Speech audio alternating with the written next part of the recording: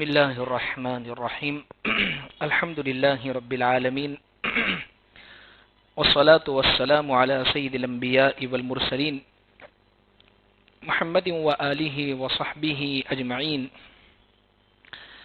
أما بعد أعوذ بالله من الشيطان الرجيم بسم الله الرحمن الرحيم لقد كان لكم في رسول الله أسوة حسنة صدق الله العظيم.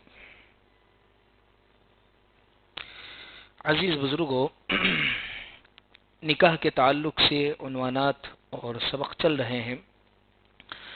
گزشتہ مجلسوں میں رسومات جو نکاح کی ہوتی ہے ان کی حقیقت اور اس کے متعلق شریعت کیا کہتی ہے وہ میں نے ذکر کیا.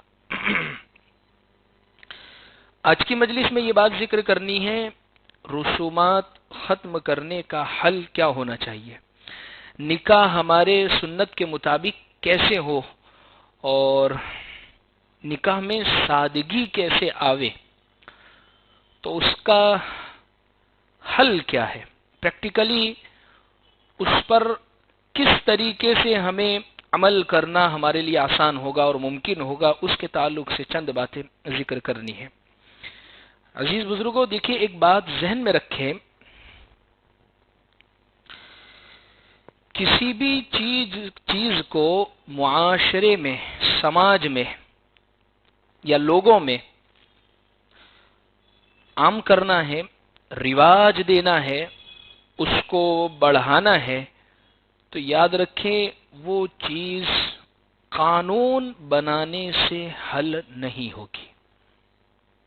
مثال کے طور پر مسائل شادی کے چل رہے، تو بھئی اسی کے تعلق سے اگر کسی نے قانون بنا دیا شادی کے تعلق سے، مثال کے طور پر کچھ برادری کے لوگ ہیں، ذمہ دار ہیں، اور کچھ برادریاں ہیں، کچھ کمیٹیاں ہیں، انہوں نے کچھ قانون اور اصول بنا دیا کہ بھئی یہ اصول ہے شادی بیاہ کا، یہ دستور ہے اور اسی کے مطابق شادی ہوگی.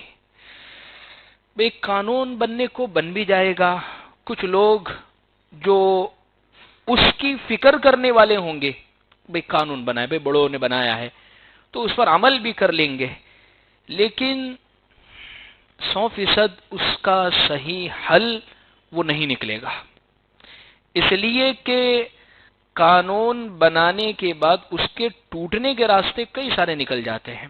مثال کے طور پر پہلے لوگوں سے سنا ہے، ایسا معلوم حقیقت میں علم تو نہیں ہے، کہ کسی جگہ کوئی قانون بنا یا کسی جگہ کوئی دستور بنا، کسی کمیٹی نے بنایا، کسی برادری نے بنایا، اور کوئی قانون کی خلاف ورزی ہوئی، یعنی قانون کے خلاف عمل کیا، تو ایک شخص یوں کہہ دیتا ہے کہ بھئی جو جرمانہ ہوگا وہ ہم بھر دیں گے، لیکن ہم کریں گے وہی جو ہم نے سوچ رکھا ہے شادی بیاہ میں. تو قانون سے بنانے سے حل نہیں ہوتا. عزیز بزرگوں، یہ جو چٹان ہے، یہ جو فاؤنڈیشن ہے، بہت مشکل ہے. اس کے لیے وقت کی ضرورت پڑتی ہے. اس کے لیے حضرت جی مولانا الیاس صاحب رحمۃ اللہ علیہ نے، یا اسی طریقے سے ہمارے بڑے بڑے اکابرین نے، بزرگوں نے جو کام کیے ہیں، دارالعلوم دیوبند، اس کی جب بنیاد رکھی گئی اور اس کو جب بسایا گیا، آباد کیا گیا، کسی نے سوچا تھا کہ یہ ایسا ترقی کرے گا کہ دنیا کے کسی کونے میں چلے جائیں، دارالعلوم کا پڑھا ہوا عالم دین آپ کو مل جائے گا.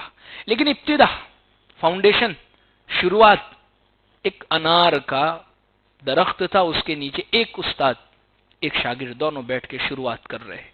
یہ دارالعلوم کی ابتدا. اسی طریقے سے تمام اکابرین کی بعض مرتبہ پوری زندگیاں نکل جاتی ہیں، لیکن ان کی زندگی میں وہ نتائج نہیں آتے ہیں. ان نتائج کو دیکھنے کے لیے وہ کام کر کے چلے جاتے ہیں. ان کی نسلوں کے اندر بعد میں آنے والے لوگ انہیں دعائیں دیتے ہیں کہ انہوں نے کام کیا، ہمارے لیے منزل آسان ہو گئی. آج بھی یہ مومن برادری ہے، چیلیا برادری، پالنپور وغیرہ اطراف کی طرف،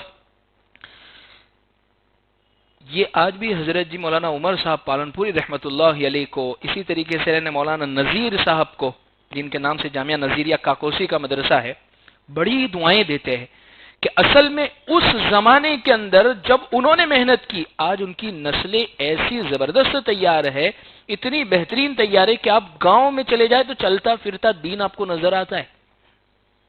عورتوں میں وہ برقعے ہیں جو ہماری عورتیں تو سوچ بھی نہیں سکتی ہے، شرم آ جائے ان کو تو پہننے میں۔ ایسے برقعے ہیں وہاں پر جس کو کہتے ہیں ٹوپی والا برقع، حقیقت میں جو چادر والا جو برقع کہ جو بالکل ایسا پہن لیا جاوے کہ کوئی اندازہ نہیں لگا سکتا کہ اس میں نوجوان لڑکی ہے، بوڑھی ہے، ادھیڑ عمر ہے یا کون ہے۔ الغرض عزیز بزرگوں، ضرورت اس میں اس چیز کی ہوتی، چند باتیں میں نے مطالعے کے بعد کوشش کی ہے، جمع کی ہے، دیکھی ہے، تو اگر اس پر ہم عمل کریں گے تو اللہ کی ذات سے امید ہے کہ اللہ تبارک و تعالی آسان فرمائیں گے۔ اس لیے سب سے پہلی نیت تو ہم ہی کریں کہ ہم ہی کوشش کریں گے اس پر سادگی لانے کی۔ دیکھیے، ہر وہ کام کرنا ہے جو سنت سے ثابت ہے، نبی سے جو کام ثابت ہے وہ تو کرنا ہی ہے۔ بھائی ولیمہ کرو، بہترین سے بہترین کھلاؤ اپنے مہمان، کون منع کر رہا ہے؟ کھلائیں، اللہ نے آپ کو استطاعت دی ہے، اللہ نے آپ کو طاقت دی ہے، اس میں کھلائیں، ریاکاری نہ آ جاوے، دکھاوا، فضول خرچی نہ ہو جاوے، بہترین قسم کا کھلائیں۔ تو جو چیز سنت سے ثابت ہے اس میں کرنے میں کوئی حرج کی بات نہیں، لیکن جو چیز سنت سے ثابت نہیں ہے، شریعت سے ثابت نہیں ہے، نہ ہمارے دین کا وہ حصہ ہے، تو پھر وہ داخل کیسے ہوئی ہے ہمارے دین میں؟ بس اس کو ختم کرنے کی کوشش کرے۔ جب اس کو ختم کر دیں گے انشاءاللہ نکاح کے اندر، بلکہ ہر چیز کے اندر، ہر چیز میں یہ دیکھ سکتے، سادگی آ جائے گی، سنت آ جائے گی، اللہ کا حکم آ جائے گا۔ اس لیے سب سے پہلے قرآن اور حدیث کے اندر غور کریں۔ قرآن کیا کہتا ہے؟ قرآن کہتا ہے ان المبذرین، فضول خرچی کرنے والے شیطان کے بھائی ہے، تو ایسے موقع پر میں بچوں گا۔ دیکھیے، دو طرح کی وعید آئی ہے قرآن میں، ایک ہے اسراف کرنے والے، اس پر بھی وعید ہے، ایک ہے تبذیر کرنے والے۔ اسراف اور تبذیر یہ عربی زبان کے دو لفظ ہیں، اور یہ دونوں پر وعید آئی ہے، یعنی یہ دونوں طرح کے جو لوگ ہیں وہ فضول خرچی کرنے والے ہیں، اور یہ لوگ شیطان کے بھائی ہیں۔ اچھا، اسراف کس کو کہتے ہیں؟ اسراف کہتے ہیں آدمی کی کمائی سے زیادہ کا خرچ کر دینا، ارننگ سے زیادہ، جس کو آسان لفظوں میں کہا جائے چادر سے زیادہ پاؤں پھیلانا۔ بھائی ہے نہیں ہے، لیکن اس کے باوجود آج کل زیادہ تر، دیکھیے مالداروں کا تو اتنا مسئلہ نہیں ہوتا ہے، لیکن جو متوسط درجے کا ہے، متوسط میڈل فیملی سے جو آتا ہے، یا اسی طریقے سے جو غریب طبقے سے آتا ہے، ان کے ساتھ یہ بہت زیادہ ہوتا ہے کہ ارننگ ہے نہیں ہے، کمائی ہے نہیں، لیکن اس کے باوجود ایک سماج کا سسٹم ایسا بن گیا ہے کہ پیسے لانے ہیں، چاہے قرض سے، سود سے، کسی بھی طریقے سے حاصل ہونے چاہیے، تو ارننگ سے زیادہ جب بھی، تو پھر اس کی پریشانیاں ہونے والی ہے۔ تو الغرض عزیز بزرگوں، ایک تو اسراف سے بھی منع ہے، تبذیر یعنی بے موقع خرچ کرنا۔ ایک تو اسراف کہتے ہیں کہ کمائی سے زیادہ خرچ کرنا، اور تبذیر کہتے ہیں بھئی موقع بھی نہیں ہے پھر بھی خرچ کر رہا ہے۔ جیسے مثال کے طور پر بھئی انویٹیشن کارڈ، کنکوتری، ایک تو کیسا ہو سکتا ہے کہ جیسے میرے پاس نوٹ ہے، نوٹ بک، اس میں لکھوں کہ اس تاریخ کو اس کی شادی ہے، اور اس کی زیروکس نکالوں 100 500 جتنوں کو دعوت دینی ہے اور سب کو دے آؤں۔ یہ بھی ہو سکتا ہے انویٹیشن کارڈ، اور آج کے زمانے میں تو واٹس ایپ کر دو، میل کر دو، فون کر دو۔ اچھا نہیں لگتا ہے؟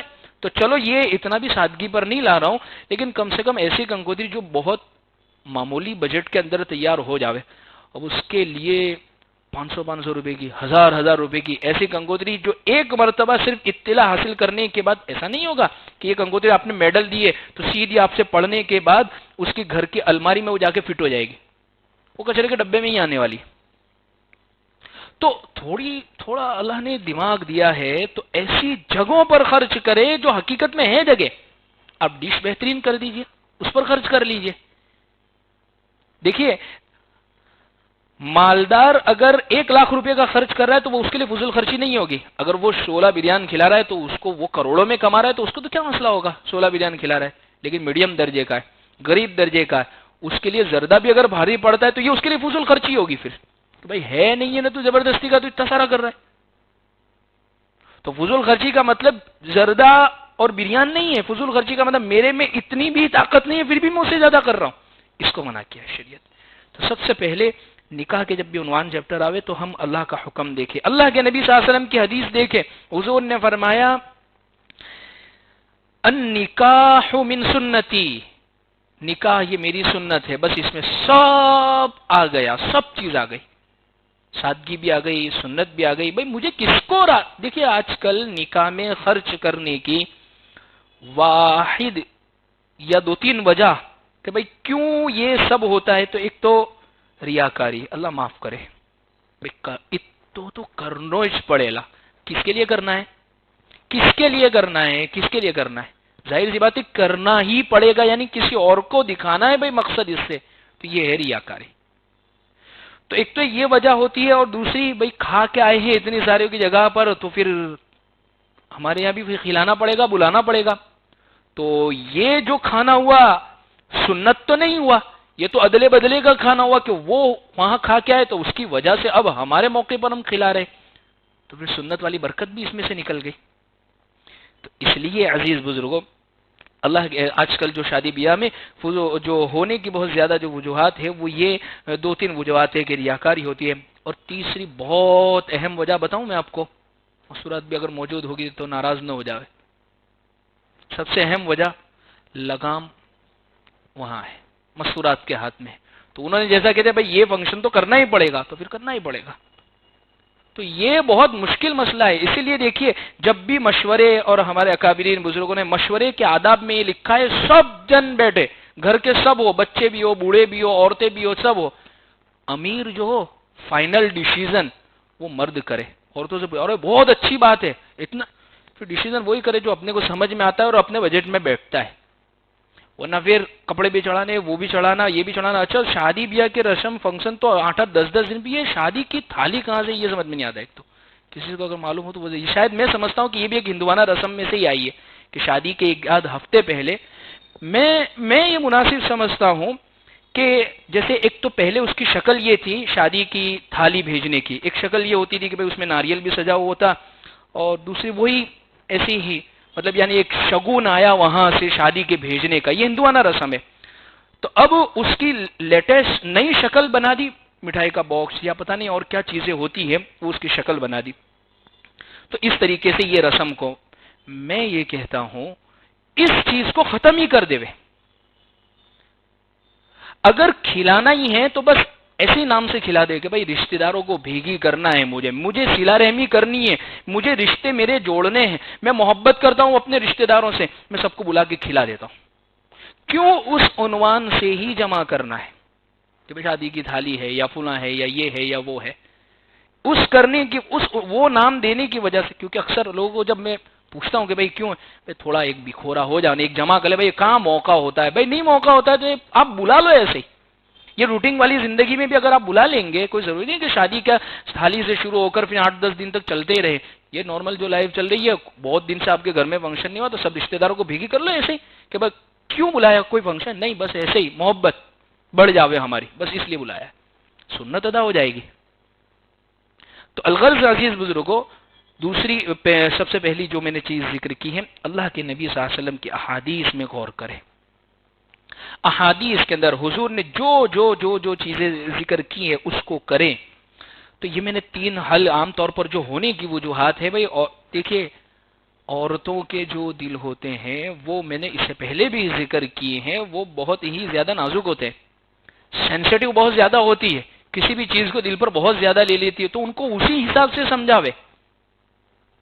اچھی خاصی زندگیاں, یعنی شادی کا جب ٹائم آئے گا تو اس وقت تو جو خود باپ ہے تو کافی 20 سال تو گزر چکے ہوں گے اس کے ساتھ, تو ایک ایکسپیرینس تو ہو چکا ہوگا کہ اس کو کیسے سمجھانا ہے, ایک تو اندازہ تو ہو چکا ہوگا کہ بھائی اس کو ایسے نویں تو ہوگی نہیں, تو پھر اس کو اس حساب سے سمجھانے کی کوشش کرے, اور انشاءاللہ اللہ کی ذات سے امید ہے کہ آسان ہو جائے گی. دیکھیں میں یہ نہیں کہتا ہوں کہ بالکل ایسی کر دے ہوئے کہ خبر ہی نہیں پڑے, نہیں, جو چیزیں شریعت میں ہیں سنت میں وہ سب کرے, جو شریعت سے ثابت ہے, جو سنت سے ثابت ہے, جو اللہ کے نبی صلی اللہ علیہ وسلم کی زندگی سے ثابت, جو ہے ہی نہیں تو پھر ان کو کرنا ہی کیوں ہے.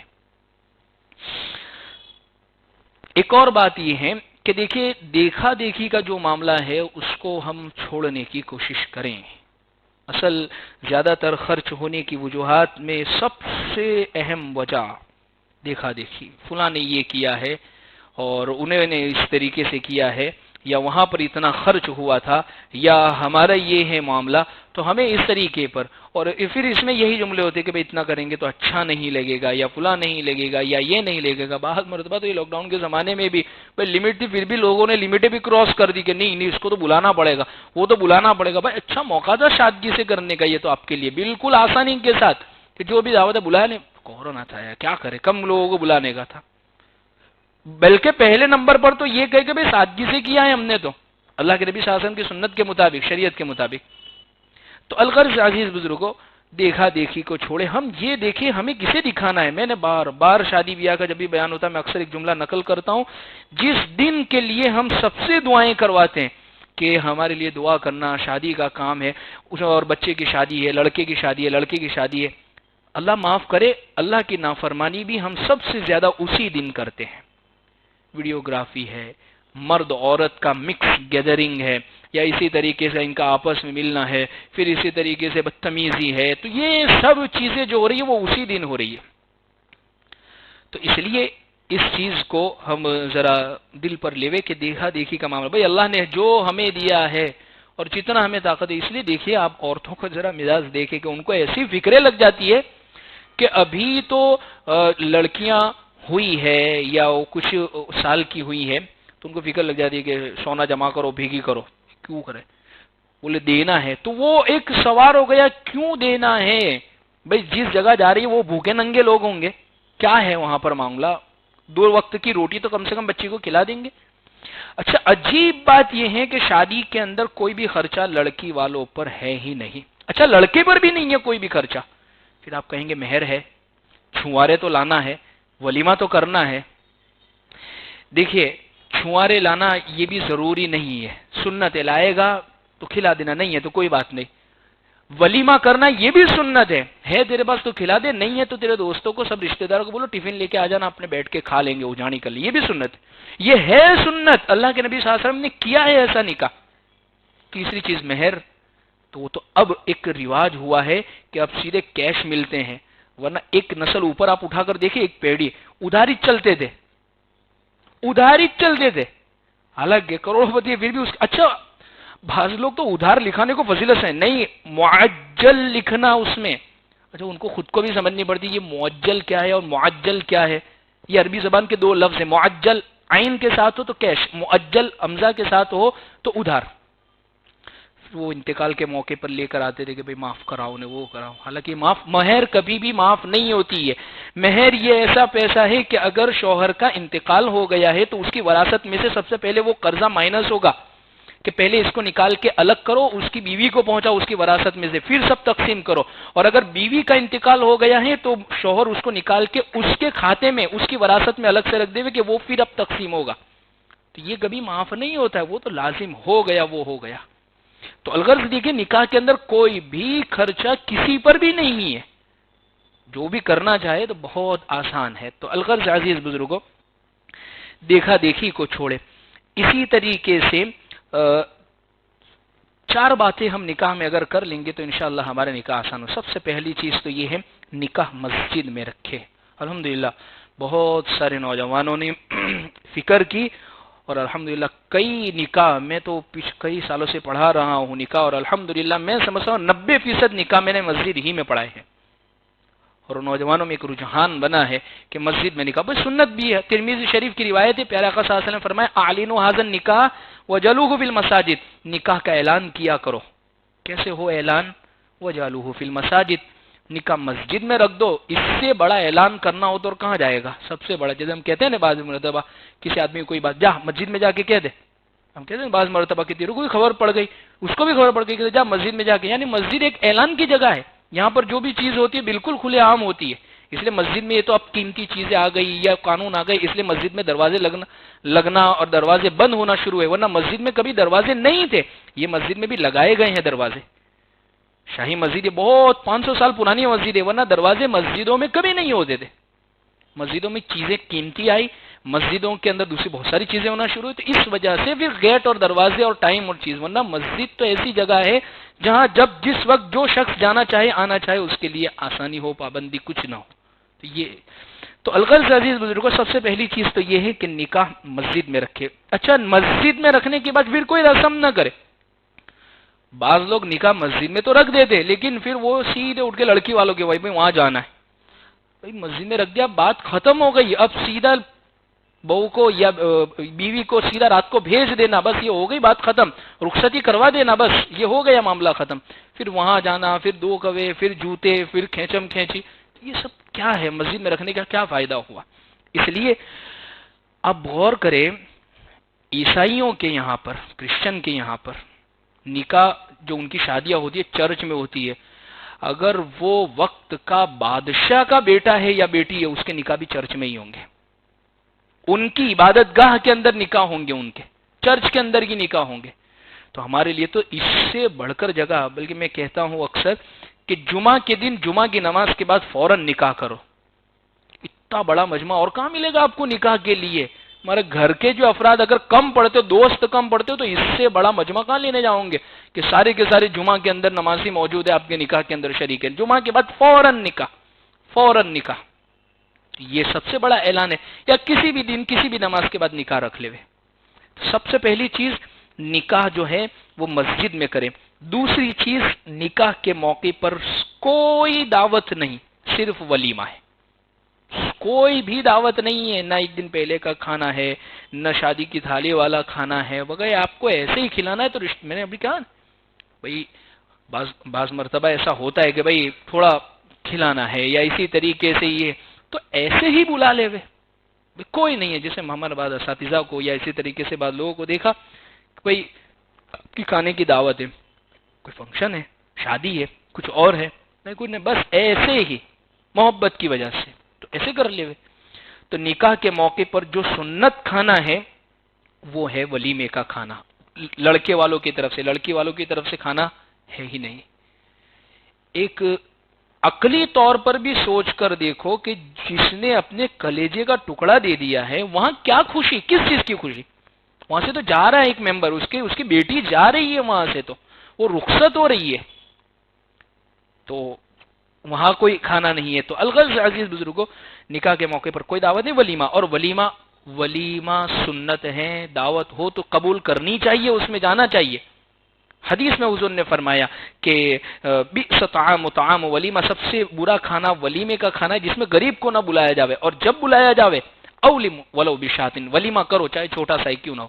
حضرت عبد الرحمن بن عوف مالدار صحابی تھے، نکاح ان کا ہو گیا. حضور کو صبح پتا چلا تو حضور نے یہی ترغیب دی کہ بھائی چھوٹا سا ولیمہ کر لو، چاہے بکری کا بچہ ہی کیوں ذبح نہ کرو، بس چھوٹا سا کر لو. تو الغرض عزیز بزرگوں، یہ دوسری چیز ہے کہ نکاح کے موقع پر کوئی دعوت نہیں، صرف ولیمہ. اصل میں ولیمہ جو ہے، جسے آج کل زیادہ مسائل جو نکاح کے موقع پر جو پوچھے جا رہے ہیں وہ ولیمے کے. بعض لوگ جیسے دیکھیں مثال کے طور پر مالدار ترین ہے تو وہ تو ایک اٹھواڑے تک بھی کھلائے گا تو اس کو کوئی فرق نہیں پڑنے والا ہے. ایک بات، متوسط درجے کا، میڈیم طبقے کا اور غریب طبقے کا جو ہے وہ کیا کرے گا نکاح کے موقع پر؟ آپ نوٹ کر لیجئے، آپ لکھ لیجئے اس بات کو اور آپ غور کرنا اور آئندہ دیکھنا. میڈیم درجے کی اور اسی طریقے سے غریب کے یہاں جب نکاح ہو وہ ولیمہ نہیں کرتے، لیکن شادی کے ایک دن پہلے کا کھانا کریں گے اور شادی کے دن ہی رات کا کھانا کریں گے لڑکے والوں کے یہاں. کیوں؟ ایک دن پہلے سے شادی کا ماحول بنا ہوا ہے تو سب آئیں گے مہمان، تو ان کو کھلانا ہے ایک. اور دوسری بھائی شادی کروا کے مسجد سے ایسے کیسے بھیج دے ہوئے، پھر کھلا کے بھیجنا چاہیے. تو اب یہ دو ٹائم کے کھلانے کے باوجود سنت کا کھانا تو اس کا ادا ہی نہیں ہو رہا ہے. پھر مسئلے پوچھتے کہ مفتی صاحب شادی ہے اور رات کو ہی کھانا ہے تو ولیمہ ہو جائے گا؟ پھر ہمیں ہیلا بیان کرنا پڑتا ہے. بھائی ولیمے کے لیے ضروری کیا ہے؟ لڑکا اور لڑکی کی تنہائی کے اندر میٹنگ ہو جاوے. بھائی شادی ہو گئی، تھوڑی دیر کے لیے وہ لوگ کمرے کے اندر اکیلے تنہائی میں مل گئے آدھا پون گھنٹہ، اس کے بعد کا کھانا جو بھی ہوگا وہ ولیمے کا کھانا ہوگا. لیکن بہترین ولیمہ وہ ولیمہ ہے جو رخصت ہو جاوے، رات گزار لی، اس کے بعد کا کھانا یہ بہترین کھانا ہے.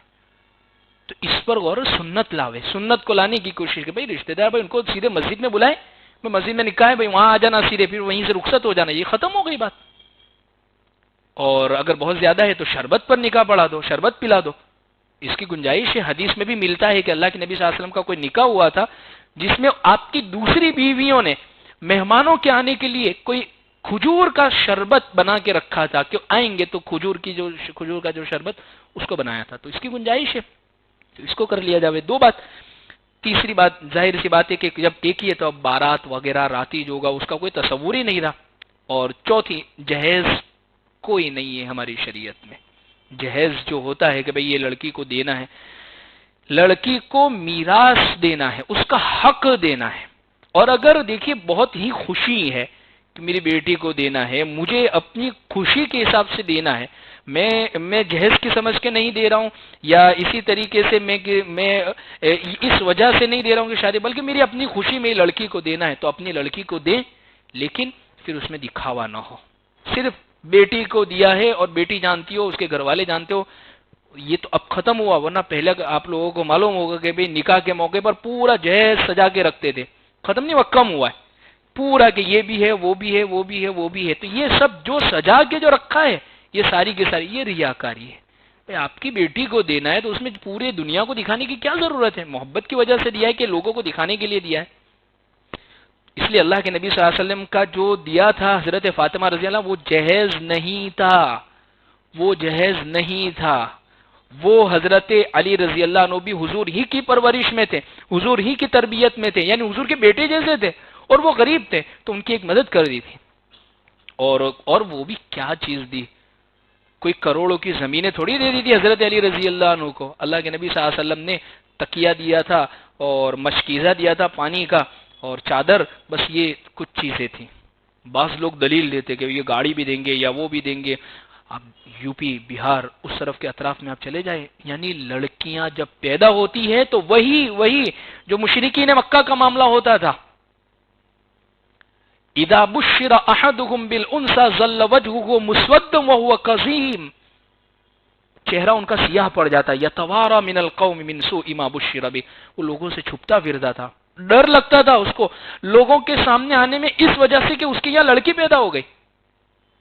ایمسکہ علی ہون ام یدسہ فی التراب، اس کے پاس دو ہی راستے ہوتے تھے، یا تو لوگوں کی ذلت برداشت کر کے اس کو پال پوس لے وے، یا پھر حرم کے سامنے وہ قبرستان تھا، ابھی بھی ہے، لڑکیوں کو جہاں زندہ دفن کیا جاتا تھا وہ وہاں ڈال کر لڑکی کو زندہ دفن کر کے آ جائے۔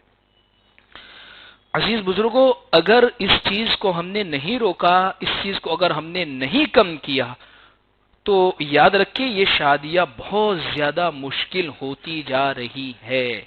دکھاوے نے برباد کیا ہے، فضول خرچیوں نے برباد کیا ہے، بہت زیادہ دینے کے رواجات نے ہمیں برباد کر کے رکھ دیا ہے۔ بس اللہ نے ہمیں جو دیا ہے، اس لیے میں تو لڑکے والوں سے خاص طور پر کہوں گا کہ وہ بالکل تاکیدی طور پر حکم کچھ بھی نہیں لے کر آئے گی، اپنی بیٹی کو 2 جوڑی نہیں 10 جوڑی کپڑے دینے وہ دے دو، باقی پلنگ ہمارے پاس بہت اچھا ہے، بہت اچھا بنا لیا ہے ہم نے، دوسری کوئی چیز کی آپ کی بیٹی کو جو دینا وہ دو۔